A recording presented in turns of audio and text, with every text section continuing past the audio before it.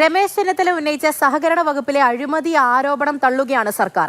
ചെന്നിത്തലയുടെ വാദങ്ങളെ കണക്ക് നിരത്തി മുഖ്യമന്ത്രിയും സഹകരണ വകുപ്പ് മന്ത്രിയും പ്രതിരോധിച്ചു.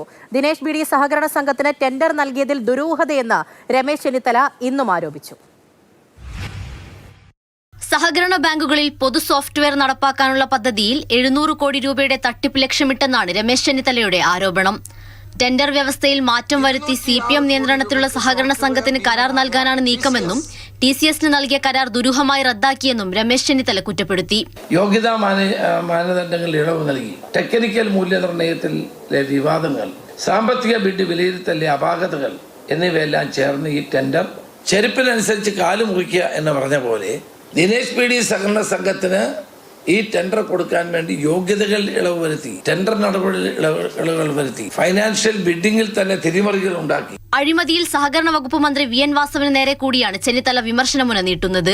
മന്ത്രി വാസവന്റെ നിർദ്ദേശത്തെ തുടർന്നാണ് ഈ ഉദ്യോഗസ്ഥന്മാരെല്ലാം പ്രവർത്തിച്ചത്. ഇത്രയും ചെയ്ത ഉദ്യോഗസ്ഥന്മാരുടെ പേരിൽ നടപടിയെടുക്കേണ്ടത് ഏറ്റവും ആവശ്യമാണ്. എന്നാൽ ആരോപണങ്ങൾ ഓരോന്നും ഇഴകീറി മുറിക്കുന്നതായിരുന്നു വകുപ്പ് മന്ത്രിയുടെ പ്രതികരണം.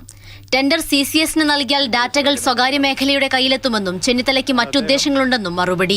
ഉന്നയിച്ച ആക്ഷേപങ്ങൾ അടിസ്ഥാനരഹിതമാണ്. കാരണം ഇതുവരെ അങ്ങനെ ഒരാൾക്ക് ഇത് കൊടുത്തിട്ടില്ല.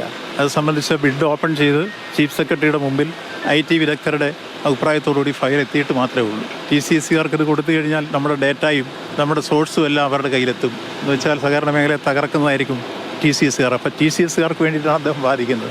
ടെൻഡറിന് മറ്റു കമ്പനികളെ ഒഴിവാക്കിയെന്ന ചെന്നിത്തലയുടെ വാദം മുഖ്യമന്ത്രിയും തിരുത്തി. 2021 ടെൻഡർ, ആ ടെൻഡർ അനുസരിച്ച് 206 കോടി രൂപക്ക് ടാറ്റ കൺസൾട്ടൻസി സർവീസസിന് ലെറ്റർ ഓഫ് ഇന്റന്റ് നൽകി.